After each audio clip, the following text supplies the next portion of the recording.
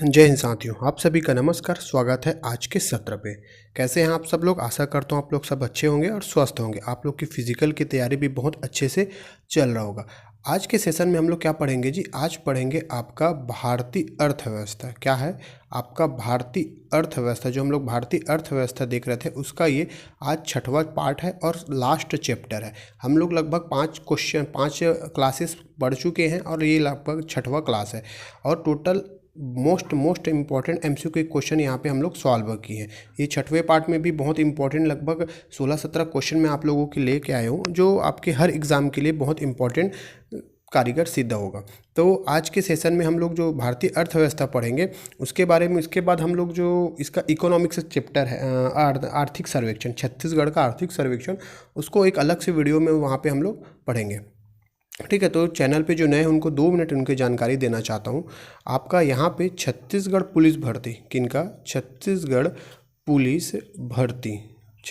Police भर्ती का यहाँ में आपको फ्री में पूरे सिलेबस के हिसाब से पूरे सिलेबस के हिसाब से आपको फ्री में वीडियो प्रोवाइड होगा, फ्री में आपको पीडीएफ प्रोवाइड होगा। वीडियो कहाँ से? जो चैनल को सब्सक्राइब करके रखिए, डेली आपको नोटिफिकेशन में मिलता जाएगा। और पीडीएफ के लिए टेलीग्राम लिंक दिया गया है डिस्क्रिप्शन में, वहाँ से प्राप्त करें, या ये मेरा मोबाइल नंबर 7566199926 यहाँ पे आप सेंड पीडीएफ करके व्हाट्सअप कीजिए, आपको यहाँ से पीडीएफ प्राप्त हो जाएंगे। साथ ही साथ ये भी बताऊं कि हर संडे को टेस्ट होता है और टेस्ट लगभग 50 क्वेश्चन का टेस्ट लिया जाता है। बहुत इंपॉर्टेंट एमसीक्यू क्वेश्चन वहाँ पे लिया जाता है। फ्री में टेस्ट है। शायद फ्री में कोई यूट्यूब चैनल में या छत्तीसगढ़ पुलिस भर्ती का फ्री में टेस्ट नहीं होता। और टेस्ट के क्वेश्चन भी एकदम ऐसे रहते हैं कि ऐसा उलझुल क्वेश्चन नहीं डालता मैं, बहुत इंपॉर्टेंट क्वेश्चन रहता है। आपका 4 टेस्ट हो चुका है, नेक्स्ट संडे को आपका 5वां टेस्ट रहेगा। आप एक बार टेस्ट, जो 4 टेस्ट हो चुके हैं उनमें से एक आध टेस्ट आप देख के देखिए, आपको खुद क्वेश्चन का लेवल समझ में आ जाएगा कि क्वेश्चन कैसा है। ओके, अपन ज़्यादा बात ना करते हुए वीडियो को शुरू करते हैं, क्योंकि लगभग 2 मिनट हो गया आपको इंट्रो में। आपका ये पहला क्वेश्चन, आपका इकोनॉमिक्स का पहला क्वेश्चन, निम्नलिखित में से किसने स्वतंत्र भारत का पहला बजट प्रस्तुत किया था? जो स्वतंत्र भारत का पहला बजट किसने प्रस्तुत किया था? ठीक है, आपको नहीं पता पर भी एक बार इसको लगा के देखिए कि इसका आंसर कौन सा होता है। ABCD इसमें से कौन सा आपका सही होता है? ठीक है, क्योंकि पेपर हाल में जो पूरे 100 क्वेश्चन होते हैं, एक टॉपर को भी पूरा 100 का 100 क्वेश्चन पता नहीं रहता। जो टॉपर रहता है ना, टॉपर को भी पूरा 100 का 100 क्वेश्चन पता नहीं रहता कि इसका आंसर क्या हो। 100 का 100 पता नहीं रहता, लगभग 80 से 85 पता रहता है। बाकी जो क्वेश्चन है 15-20 क्वेश्चन उसको वो एक अंदाजा से अपने अनुभव से तुक्का लगाता है। उसी तरीके से आप लोग भी लगाने की कोशिश कीजिए, हो सके कभी तो कभी सही बैठे, है ना। तो इसका आंसर हो जाएगा आपका क्या? R.K. शनमुखम सेट्टी। इसका आंसर हो जाएगा R.K. शनमुखम सेट्टी, जो भारत का पहला बजट प्रस्तुत किया था। आंसर हो जाएगा ऑप्शन नंबर C। ठीक, नेक्स्ट क्वेश्चन, मानव विकास रिपोर्ट कौन जारी करता है? बहुत इंपॉर्टेंट क्वेश्चन है। मानव विकास रिपोर्ट कौन जारी करता है? इन चारों में से आपका कौन जारी करेगा? संयुक्त राष्ट्र जारी करता है। कौन सा? संयुक्त राष्ट्र मानव विकास रिपोर्ट जारी करता है। ठीक, नेक्स्ट क्वेश्चन नंबर तीसरा है, किस देश ने सबसे पहले बजट पेश किया था? क्या बोला है? बजट पेश किया था। किस देश ने सबसे पहले बजट पेश किया था? आपका सबसे पहले इन चारों में बजट पेश करने वाला कौन है? इंग्लैंड। कौन है आपका? इंग्लैंड जो है बजट पेश किया था। नेक्स्ट क्वेश्चन है आपका, निम्नलिखित में से किस उद्योग को सूर्योदय उद्योग के रूप में जाना जाता है? किस उद्योग को सूर्योदय उद्योग के रूप में जाना जाता है? इन चारों में से किस उद्योग को सूर्योदय उद्योग के रूप में जाना जाता है? आपका सूचना प्रौद्योगिकी को सूर्योदय उद्योग के रूप में जाना जाता है। किसको? सूचना प्रौद्योगिकी को क्या है आपका? सूर्योदय उद्योग के रूप में जाना जाता है। ठीक, भारत में आर्थिक नियोजन की अवधारणा किससे ली गई है? जो भारत में जो आर्थिक नियोजन की अवधारणा किससे ली गई है?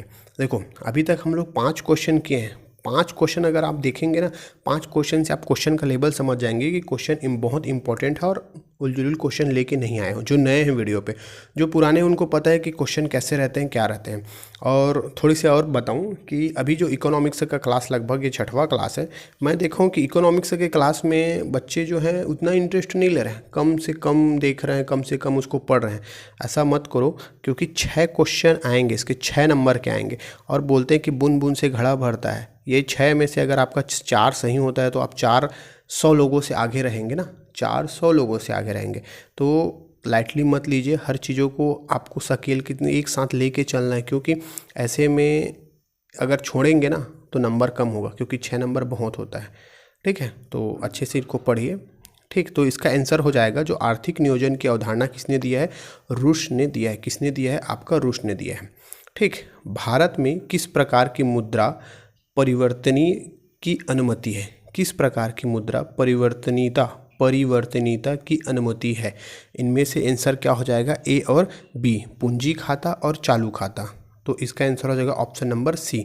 भारत में किस प्रकार की मुद्रा, पूंजी खाता और चालू खाता की मुद्रा परिवर्तनीयता की अनुमति है। आंसर हो जाएगा option number C. Next question आपका, भुगतान संतुलन की गणना में केवल खाली स्थान शामिल है। जो भुगतान संतुलन की गणना में केवल खाली स्थान शामिल है इसका आंसर हो जाएगा ऑप्शन नंबर सी, दोनों।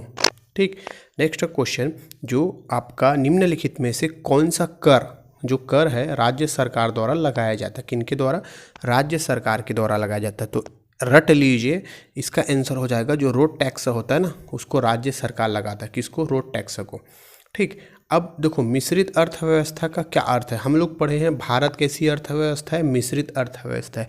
लेकिन क्वेश्चन ये भी पूछता है कि मिश्रित अर्थव्यवस्था का अर्थ क्या है ना। मिश्रित अर्थव्यवस्था का अर्थ बताना है आपको। इसका अर्थ है, मिश्रित अर्थव्यवस्था का अर्थ सार्वजनिक एवं निजी क्षेत्र का सह अस्तित्व। आंसर हो जाएगा ऑप्शन नंबर सी, सार्वजनिक एवं निजी क्षेत्र का सह अस्तित्व, इसका आंसर हो जाएगा।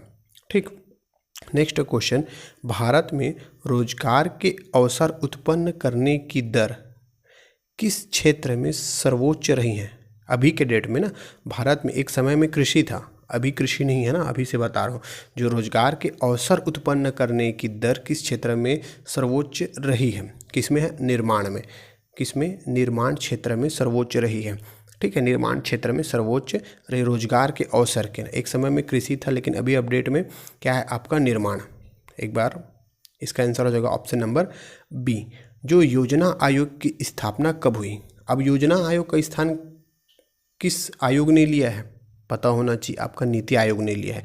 लेकिन इसकी स्थापना पूछा जा रहा है ना, भले ही योजना समाप्त हो गया है योजना आयोग, लेकिन ना इसके बारे में पूछा जाता है इकोनॉमिक्स के सेशन में देखें तो। इसका आंसर हो जाएगा ऑप्शन नंबर बी, 15 मार्च 1950 को योजना आयोग की स्थापना किया गया।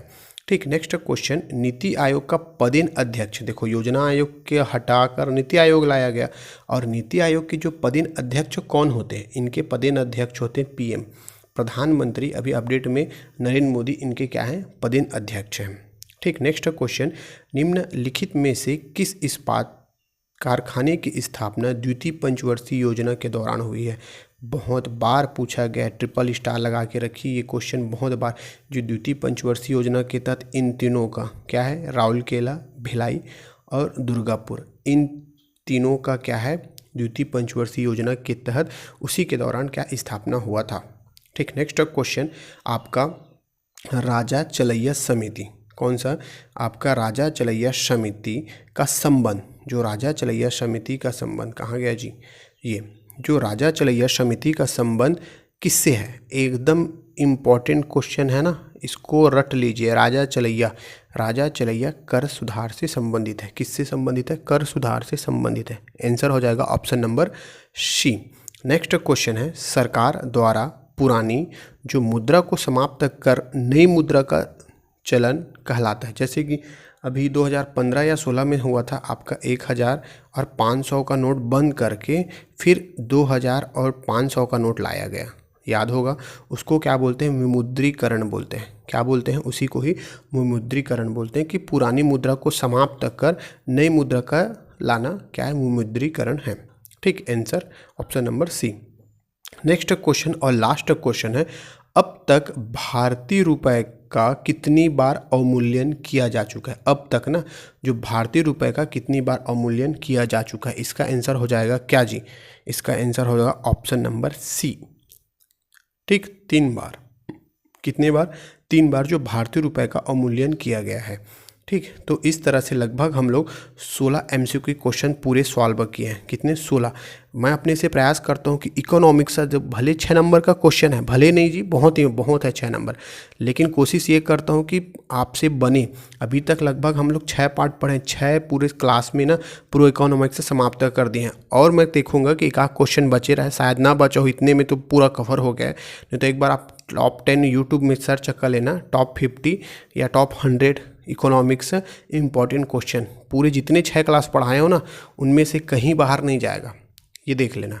ठीक है, तो आई होप आज का क्लास आप लोगों को अच्छा लगा हो, तो प्लीज़ चैनल को 2-4 दोस्तों को अपना शेयर कर दीजिए वीडियो को, और जो नए हैं वो चैनल को सब्सक्राइब कर दीजिए ताकि आपका नया नोटिफिकेशन आपको मिलता रहे। ठीक है जी, धन्यवाद यहाँ तक वीडियो देखने के लिए। जय हिंद साथियों।